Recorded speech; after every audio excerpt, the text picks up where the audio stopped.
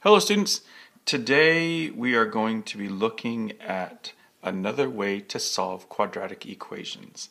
This is actually the fifth way that we've learned, five ways.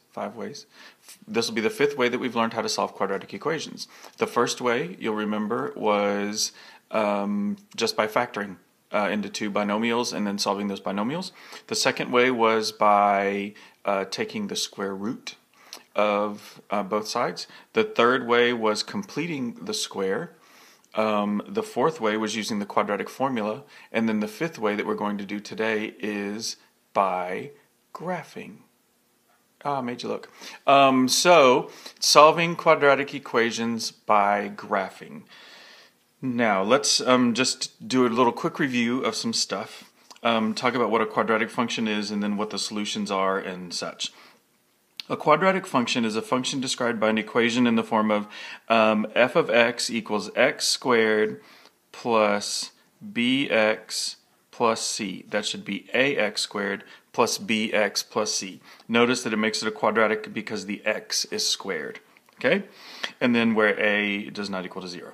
Okay, so an example would be 2x squared plus 3x plus 8. We've seen a lot of quadratics, but I'm just going back to the basics because we need to make sure we understand all of these vocabulary terms to be able to graph them and see some things about the graph. Okay, now the parent graph of a family of quadratic functions is y equals x squared. So when we plug in y equals x squared into the graph, that's what we call the parent function. It's the basis around which all other functions are compared. Okay, graphs of quadratic functions have a general shape called a parabola. Some people call it a parabola, but we call it a parabola. A parabola opens upward and has a minimum point when the value of a is positive. Okay, and the parabola opens downward and has a maximum point when the value of a is negative. Now let's look at a parabola really quickly. I'm going to get my handy dandy calculator here. I'm going to say no, and when we go to our calculator, I want you to go to graphs, add a graph number 2, and you're given this coordinate plane, and up in the top where the cursor is flashing it says f1 of x. That just means y equals or f of x equals, and we're going to type in the x, which is down here on the very bottom row. It's in the white key, the x, and then we're going to do squared, and then we'll hit enter. And that's what the graph of a quadratic is. That's the parent function. It's a curve. Okay. There are lots of things about the curve that we'll look at later, but I just wanted to show you what it looked like. Now, because a in this case is positive, you notice it opens upward. And so those lines that you see, or they're not lines, they're curves, it curves all the way up. It continues to go on forever and ever and ever. Okay? Not in a straight line, but it's always curving outward.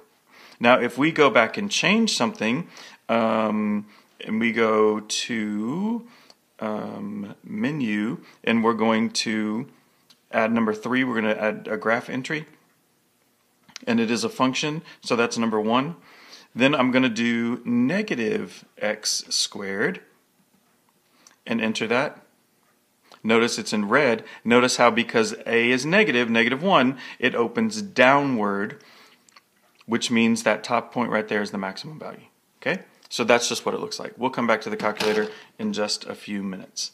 So, now the solutions to a quadratic function are called lots of different things. Okay? So if you look at the quadratic function, the solution to a quadratic function is where it crosses the x-axis. Now, all of those solutions that we've been doing in the past with all the different ways that we've solved quadratic equations, all of those solutions are where, if it was graphed, it would cross the x-axis. So there are lots of different names for the solutions. The first one is called the zeros of the function.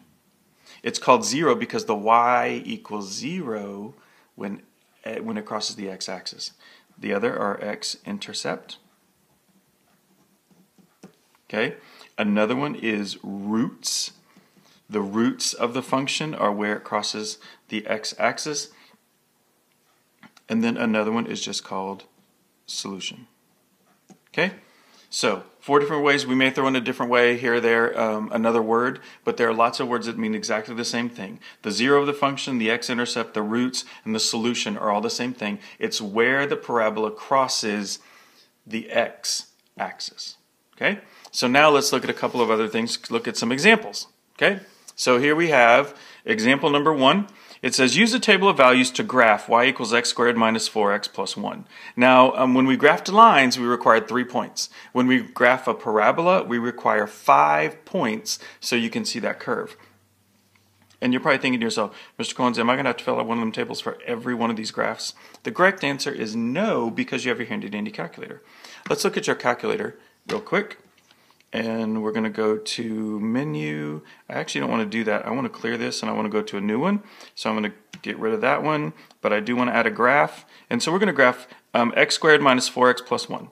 So I'll type in x squared minus 4x plus 1. See how it's typed in exactly like it's supposed to be, and I hit enter. And there's the graph. Now do I have to look at that graph and figure out all the points are? Absolutely not. The cool thing about this calculator is if you hit Control and then the T button on the keyboard down at the bottom, Control T, that stands for table, and it will give you a table of values, so you don't have to calculate anything. And if you look at this table of values, notice that first column is the X column, and it's got 1, 2, 3, 4, 5. And then it has the Y values, -2, -3, -2, 1, and 6. Okay? And if you scroll up, then you get more X values. If you scroll down, you get more X values. Now here's the thing that you want to look for. When we're graphing a parabola, you always want to look for where the in the Y values, where it's going down and then it repeats itself and goes up. Okay? Or it could be going up and repeats itself and starts going down. And you see that at 2, -3. 2, -3 is what we call the vertex of this. Okay, so then you would want to look at 2, -3. You want to find your vertex and plot that, and then you can use other points around it. Okay, so scoot this to the side. We have 2, -3. We have 1, -2. There's another point, and then 3, -2. Another point. So all of these points, we would graph them, and then we would draw a smooth curve to find them. Okay, so we graph the ordered pairs. And then what are the domain and range of this function? Well, remember the domain is all the x values and the range is all the y values. So this year, for the domain, for every problem this year, the domain is going to be all real numbers. But we're going to write it a little bit differently. We're going to write it from -infinity is less than 0 is less than infinity. Okay? Sometimes you'll see it in brackets. Sometimes you won't. But you just need to know that for this year, the domain for parabolas is all real numbers. Now the range has to deal with that vertex. You'll notice that all of the y values are greater than or equal to that -3 value that's right there. So the range is going to be y is greater than or equal to -3 for this one. Because that's the bottom point, it's the minimum point, and everything else goes up. Now estimate the solutions. We know that the solutions are where it crosses the x-axis. So I'm going to look and see, and right now it's not an integer, it's not a whole number, so I'm just going to have to estimate. So I know that x is approximately equal to, we'll use our wavy line, to looks like maybe 0.25 and perhaps maybe 1 to 3.75. Now, again, it's an estimate. We're not sure. We'd have to plug in lots of other stuff to figure that out, and we'll do that later. But now I just want you to estimate what it is. Okay? So looking over here at this other one, very much similar. I'm not going to take the time to do it on the calculator. We graphed it. There's the vertex, which is the maximum point. What are the domain and the range? The domain is always going to be this year. -infinity is less than 0 is less than infinity. And the range, we look for that range point. It is -1, -2, -3, comma 2, so that number is 2. The highest value on that parabola is 2. So we got y is less than or equal to 2 because all the y values are below that 2.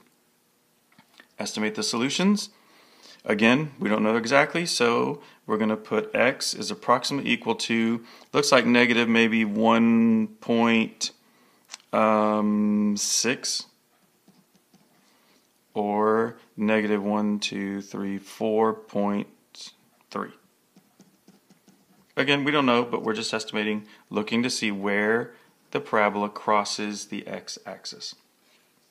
Okay, so now to graph these things, we got a couple of choices. You could we're going to create a table of values, yes, but you don't have to create one on the paper. You can just create one on your calculator. So let's do that. I'll do a quick example. Now to get rid of this table so you can just see the graph, you just hit Control-T again and it gets rid of the table. And now we can do a new graph, and I can add, I hit the wrong button. Let's go back to menu, and I want to not do that either. So I'm going to go back to the home button and do a new window, click no. And so now I'm going to do another graph, and we're going to type in x squared plus 2. X squared plus 2, and enter. There's the parabola. Oh. So now let's go to our table. Did you notice anything about that parabola? I bet you did. So let's go. See here where 0, 2 is kind of where it starts over and starts repeating. So we're going to graph 0, 2. And we're going to graph 1, 3 and negative 1, 3. And we're also going to graph negative 2, 6, negative 2, 6, I think is right there.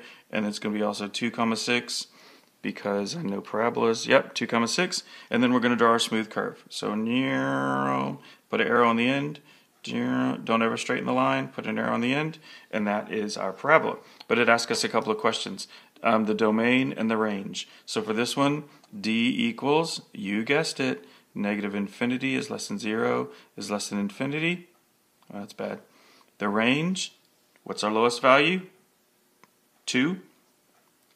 It's the value on the y-axis. So we know that the range is y is greater than or equal to 2. And it says estimate the solutions. X is approximately 2. Where does it cross the x-axis? It doesn't cross the x-axis. It doesn't cross the x-axis, so that means for this one, there's no solutions, which is a possibility. If it never crosses the x-axis, that means it's no solution. That doesn't mean it's not a parabola, it just means it never crosses the x-axis. So let's do number 2. And so I'm going to go back to my handy dandy calculator, and I'm going to, not that, I don't want to do that. I want to go back to home, hit 1, I go over here and get out, and I want to graph. This time we're going to do negative x squared minus 4.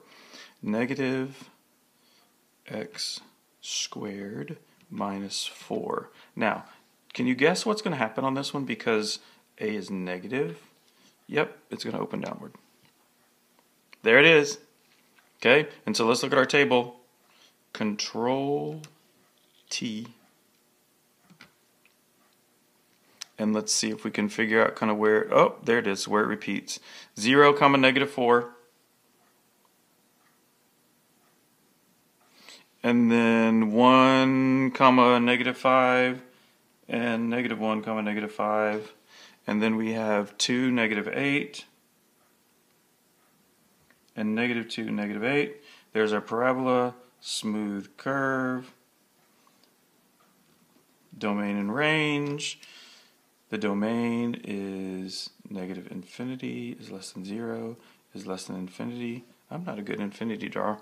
And the range is, what's our highest number on the y-axis? The highest number on the y-axis is negative 4.